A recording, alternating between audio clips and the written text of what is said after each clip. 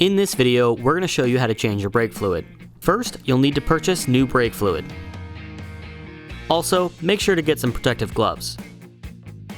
When purchasing brake fluid, make sure it meets the requirements of your car. Our Honda Civic is going to use the DOT4 fluid.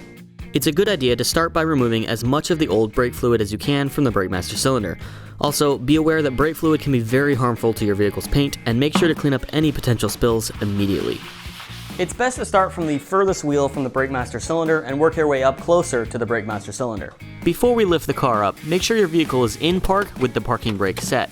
Then loosen the lug nuts on the wheels. Next, you're going to jack up the car. Consult your owner's manual for the proper jacking point. Remember to use jack stands to safely hold your car in place. Now, the wheels can be removed. Locate the bleeder valve on the back side of the brake caliper or brake drum and remove the rubber dust cap.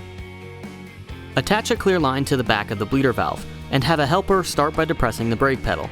Loosen the bleeder valve and make sure to close the bleeder valve before the pedal is returned to the starting position.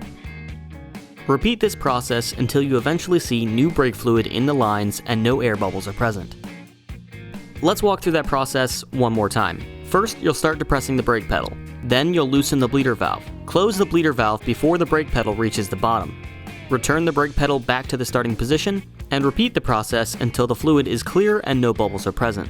Also, make sure to add new brake fluid as the old fluid is depleted. Don't forget to replace the cap on both the brake master cylinder and the bleeder valve when you're done. Also, be sure to pump the brake pedal and make sure it feels firm before putting the wheels back on. Then reattach the wheel and torque the lug nuts to the proper specifications. Also, make sure to check with your local regulations on how to properly dispose of your old brake fluid. And that's it. Now you know how to change your brake fluid.